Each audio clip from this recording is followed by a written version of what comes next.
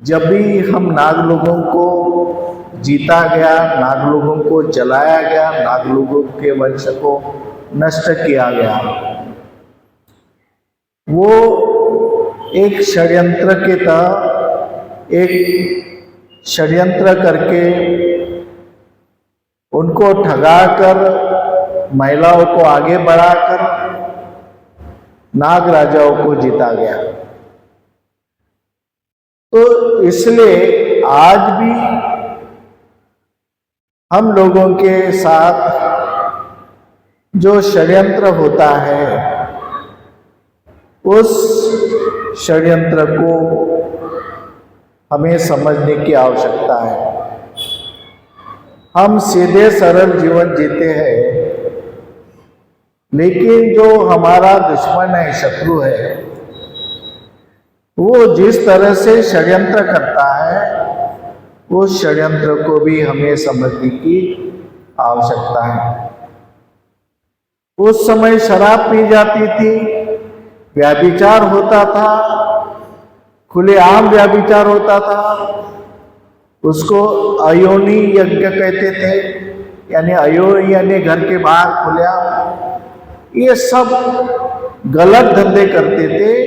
उन गलत धंधे को तथागत बुद्ध ने हाथ में तलवार न लेते हुए,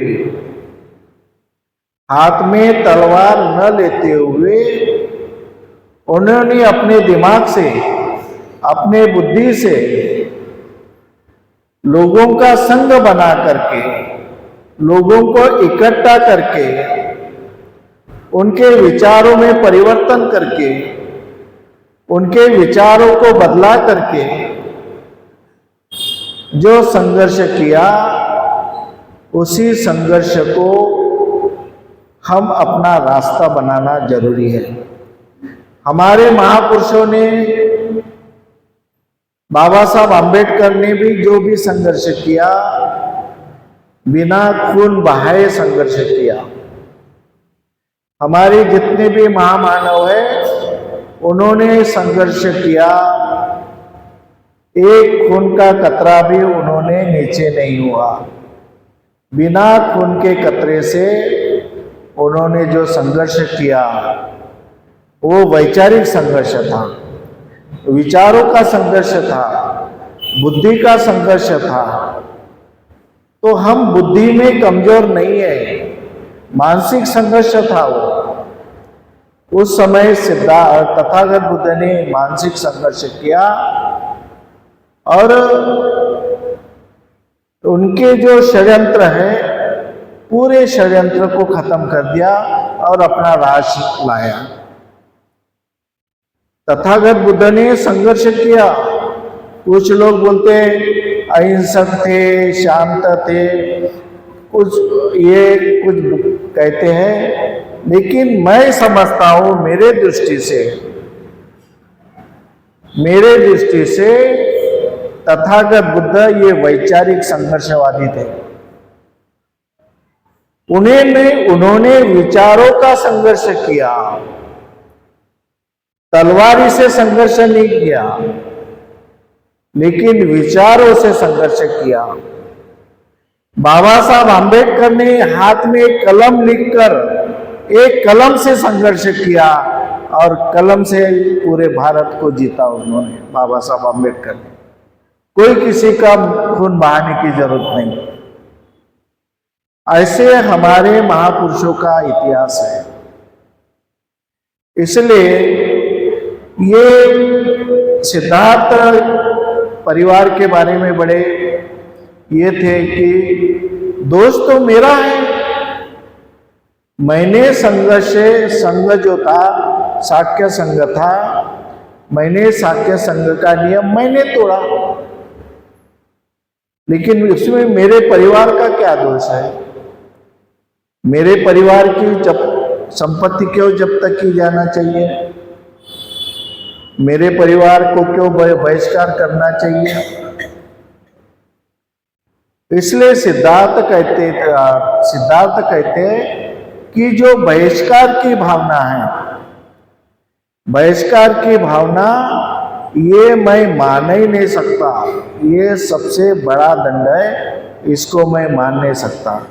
तो फिर उन्होंने कहा कि दूसरे नंबर की सजा थी, दंड था कि संघ चाहे तो उन्हें मृत्युदंड या निर्वासन दे, जो भी उपयुक्त समझे वो करे। आप निर्शासित कीजिए या फिर मुझे फांसी पे लटकाइए, लेकिन दोनों दंड उनको मान्य नहीं थे। एक तो युद्ध में शामिल होकर हिंसा करना, दूसरा अपने परिवार के साथ जो सामाजिक बहिष्कार था उस सामाजिक बहिष्कार न होने देना, ये उनका था। उन्होंने वचन दिया कि कौशल नरेश से वो कोई भी अपील नहीं करेंगे। उनको डर था कि सिद्धार्थ का और उनके पिताजी जो शुद्धोधन थे, उनका कौशल नरेश जो राजा प्रसन्नजित था, उनका अधिकार कपिलवस्तु पर था। तो उनको डर था कि अगर सिद्धार्थ ने प्रसन्नजित राजा को बताया तो उनकी शिक्षा, उनका दंड माफ हो सकता है। उनके पिताजी ने एक शब्द भी बोला होता तो उनके ऊपर कोई कार्रवाई नहीं होती थी, क्योंकि प्रसन्नजित राजा सिर्फ शुद्धोधन राजा को मानता था और राजकुमार सिद्धार्थ को मानता था। लेकिन उन्होंने खुद दंड सहन किया, लेकिन संघ के नियम को माना उन्होंने। यानी मतलब संघ को कितना महत्व होता है, ये बाबा साहब अम्बेडकर ने आपको इस प्रसंग के द्वारा आपको बताने की कोशिश की कि कुछ भी हो जाए संघ नहीं टूटना चाहिए।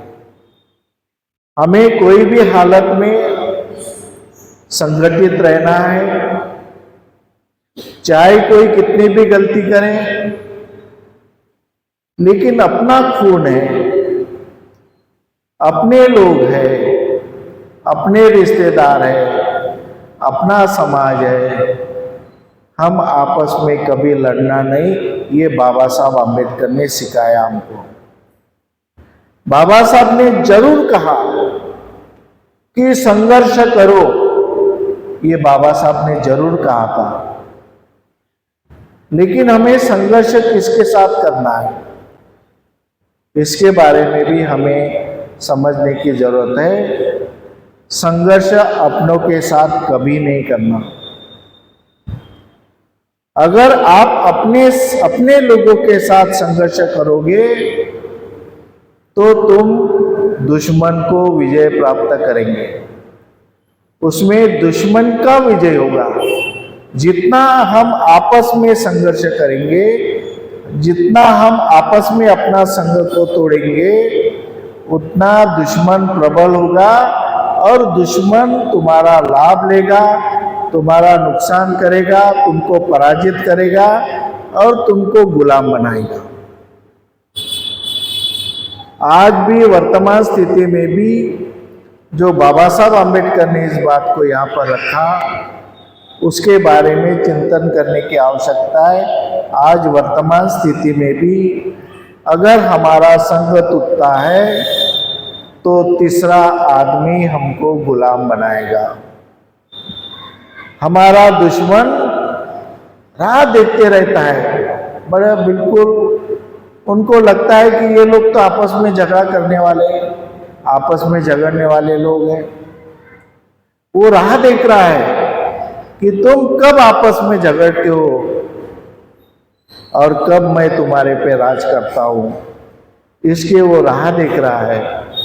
इसलिए हमें अपने महामानवों ने जो रास्ता बताया, जो मार्ग बताया, ये हमारे मार्गदाता है, उसी मार्ग पर हमें चलना है, उन्हीं रास्ते पे चलना है। उसके बाद अंत में मैं यह प्रस्ताव करता हूँ, आखिरी में सिद्धार्थ एक स्वयं प्रस्ताव निर्माण करते हैं। संघ अभी खामोश हो गया। संघ को समझ में नहीं आ रहा कि इनको कौन सी शिक्षा दिया जाए। संघ को पता ही नहीं चल रहा, संघ दुविधा में है। लेकिन उसमें सिद्धार्थ एक सुझाव देता है। संघ में क्या कहता है कि सिद्धार्थ गौतम के निर्वासन और युद्ध के वास्तविक शुरुआत के बीच कुछ समय का अंतराल रहने देना चाहिए ताकि कुशल राजा इन दोनों घटनाओं के बीच कोई संबंध स्थापित करने का अवसर न दे। यानी इधर जैसे सिद्धार्थ को दंडित किया और वैसे उनको शिक्षा दी, तो वो कहता है, एक युवक कहता है कि नहीं, उसमें थोड़ा अंतर जाने दो। उसके बाद में सिद्धार्थ कहता है कि यह सुझाव दे रहा हूं कि सिद्धार्थ गौतम को शाक्य संघ से निर्वाचित करने के लिए कुलियों को विरुद्ध शुद्ध युद्ध करने के बीच कुछ समय का अंतर होना चाहिए। इस तरह से बात चलती है। अंत में कि जो उनका जो सांख्य संघ का जो अधिवेशन था वो समाप्त हो जाता है और इस तरह एक अधिवेशन समाप्त होता है। अल्पसंख्यक जो युद्ध का विरोध कर रहे थे, लेकिन वो खुले रूप से कहने का साहस नहीं कर सके, इन्होंने राहत ली, साहस ली कि वो ऐसी स्थिति से पार पा सके जो विनाशकारी परिणाम से भरे हुए हैं। तो इस तरह से सभा समाप्त हो गई और उस सभा में एक बात सामने आती है और जो मुद्दा हमारा छूट गया है कि अल्पसंख्यक और बहुसंख्यक। जो पहले सिद्धार्थ ने प्रस्ताव दिया था कि युद्ध नहीं होना चाहिए, उस प्रस्ताव में बहुत से लोग सिद्धार्थ के पक्ष में आए थे। बहुत से लोग दूसरी बार सभा बुला करके जब दूसरी बार प्रस्ताव लिया जाता है, जब सेनापति प्रस्ताव रखता है, तो सेनापति युद्ध का प्रस्ताव रखता है, तो उसका प्रस्ताव बहुमत से पारित होता है। तो कुछ लोग जो सिद्धार्थ के पक्ष में थे पहले, वो पक्ष सिद्धार्थ के पक्ष में जो लोग थे, वो सेनापति के पक्ष में ज्यादा लोग रहने की वजह से वो अल्पमत में आएंगे, इसलिए वो लोग भी सेनापति के पक्ष में चले गए और इस तरह सेनापति का जो प्रस्ताव था वो बहुमत में आ गया। तो ये जो तालमेल है बहुमत और अल्पमत, ये भी आज की समस्या है। उस समय बाबा साहब आम्बेडकर ने यह समस्या हमारे सामने रखी, लेकिन यह समस्या आज भी समस्या है, आज की समस्या है। जैसे आज भी देहातों में देखिए कि अपने समाज के 50 मकान रहते हैं और अन्य ओबीसी बाकी लोगों के, हिंदू समाज के लोगों के 200 मकान होते हैं और अपने बुद्धिस्ट या अम्बेडकर, बाबा साहब अम्बेडकर को मानने वाले लोगों के सिर्फ 50 लोग मकान रहते हैं।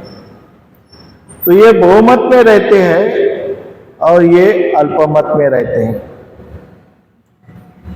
तो इसलिए यहाँ पर बाबा साहब अम्बेडकर ने ये बताया, समझाया कि जो अल्पमत है, जो कम संख्या में देहात में जो लोग रहते हैं, वो डर के मारे कुछ बोल नहीं सकते। उनके ऊपर भी अन्याचार होता है, लेकिन वो बहुमत जो होता है बहुमत से डरते हैं और वो सब कुछ सहन करते हैं, क्योंकि उनमें एक डर रहता है। आज भी दूसरे राज्यों में देखिए, दूसरे राज्यों में अपना विदर्भ ठीक है, महाराष्ट्र ठीक है वैसा, लेकिन आप हरियाणा, राजस्थान, इधर मध्य प्रदेश में भी जाइए तो आज भी हमारे लोगों पर अन्याचार होता है। क्यों अन्याचार होता है? कि हमारे कम संख्या में मकान रहते हैं और उनके ज्यादा संख्या में मकान रहते हैं। हम अल्पमत में रहने से हमारे ऊपर अन्याचार होता है और हम डर के वजह से, अल्पमत में रहने से, डर के वजह से हम अपना न्याय नहीं प्राप्त कर सकते, हमें न्याय नहीं मिलता क्योंकि हम अल्पमत में रहते हैं। आज भी देहातों में जाइए, एक गांव में 5-6 मंदिर रहेंगे क्योंकि उनकी संख्या ज्यादा रहती है। हमारे बाबा साहब के स्टैचू के लिए, पुतले के लिए जगह मांगने जाओ तो ग्राम पंचायत ठहराव नहीं लेती। बुद्ध विहार बनाने जाओ तो जगह नहीं मिलती।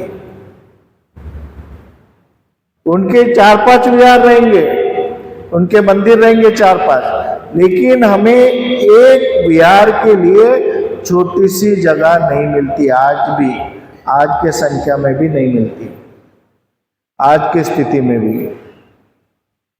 ऐसा क्यों? क्योंकि हम अल्पसंख्यक है, वो बहुसंख्यक है। भारत में हमारा जो परसेंटेज है करीबन 13% शेड्यूल कास्ट के लोग हैं। उसमें से जो शेड्यूल कास्ट के कुछ लोग हैं वो बाबा साहब को नहीं मानने वाले हैं, बाबा साहब को नहीं मानते, बुद्ध को तो नहीं मानते, लेकिन बाबा साहब को नहीं मानते। सिर्फ महाराष्ट्र में महार मानते हैं, यूपी में जाटव है, चमार है, वो लोग मानते हैं। बिहार में जाओ तो पासी लोग हैं, पासी चमार वो मानते हैं। दिल्ली में जाओ तो चमार मानते हैं बाबा साहब को, जाटव मानते हैं। लेकिन वाल्मीकि समाज जो शेड्यूल कास्ट में आता है वो भी बाबा साहब को नहीं मानता। वो लोग भी पहले मानते थे, अभी उनको भी परिवर्तन किया गया, उनके विचारों को बदला दिया। और तुम लोग हिंदू है, ये बौद्ध है, हिंदू और बौद्ध का संघर्ष लगा करके उनको अलग कर दिया और बौद्ध लोगों को अलग कर दिया। इस तरह से हमें अल्पजन, अल्पसंख्याक करके हम लोगों को दबाना चाहते हैं। इसलिए हमें इतना सतर्क रहना है, वर्तमान स्थिति में भी हमें सतर्क रहना है कि हम अल्पसंख्यक से बहुसंख्यक कैसे बने, अल्पसंख्यक से बहुसंख्यक कैसे बने। जो मनुष्य बल है, मैन पावर है, जो सांघिक बल है, वो हमें बढ़ाने की आवश्यकता है। हमारे पास पैसा कुछ भी रहो, आर्थिक बल तो हमारे पास ठीक है, अभी पहले से अच्छा है, लेकिन मनुष्य बल जो मैन पावर जिसको कहते हैं वो आज भी हमारा टूटना नहीं चाहिए। मनुष्य बल हमारा टूटना नहीं चाहिए, सांघिक बल जो है वो नहीं टूटना चाहिए। इसके हमें जवाबदारी लेना पड़ेगा, नहीं तो जितने तुम अल्पसंख्यक बन जाओगे, जितने भी अल्पसंख्यक बन जाओगे, उतना आप कितनी भी पढ़ाई करो, कितने भी घर में कार रखो, कितने भी बड़ा मकान बनाओ, लेकिन आप अल्पसंख्यक रहने के वजह से आपको वो जाति के नाम से ही बुलाएंगे। वो जाति कभी छुट्टी नहीं। इसलिए अपनी रक्षा हमें स्वयं करना है, दूसरा कोई भी रक्षा हमारी नहीं कर सकता, हमारी रक्षा हमें स्वयं करना है। इस तरह से बाबा साहब आम्बेडकर यहाँ पे बताना चाहते हैं कि सभा में एक अल्पसंख्यक समूह ऐसा भी था जो बुद्ध के विरोध युद्ध का विरोध करता था। उस शाक्य संघ में ऐसा भी एक संघ था कि जो युद्ध का विरोध करता था। वो जानते थे कि युद्ध के परिणाम घातक हो सकते हैं, लेकिन उनमें इतना साहस नहीं था कि वो खुलकर बहुमत का विरोध करें। उतनी हिम्मत नहीं थी, उनके मन में युद्ध करना नहीं था, युद्ध के विरोध में लोग थे। लेकिन बाबा साहब आम्बेडकर यहाँ पे लिखते हैं कि उनमें इतना साहस नहीं था, उनमें इतनी हिम्मत नहीं थी कि वो खुलकर बहुमत का विरोध कर सके। बहुमत का विरोध करने के लिए जो ताकत चाहिए, वो जो साहस चाहिए, जो बाबा साहब आम्बेडकर ने साहस था। आज विश्व में सबसे बड़ा कोई निडर आदमी होगा, जो सबसे बड़ा ब्रेव जिसको कहते हैं, जिसको साहस कहते हैं, जिनको वीरता कहते हैं, ऐसे विश्व में सबसे बड़ा अगर कोई वीर पुरुष हुआ होगा तो बाबा साहब आम्बेडकर। आज भी बाबा साहब आम्बेडकर जैसा वीर और साहसी पुरुष आज हमें नहीं मिला आज तक, जो पूरे विश्व को नहीं डरता था। अकेला इंसान पूरे विश्व को नहीं डरता था। इतना निडर आदमी जिंदगी में किसी ने देखा नहीं और आज तक पैदा नहीं हुआ।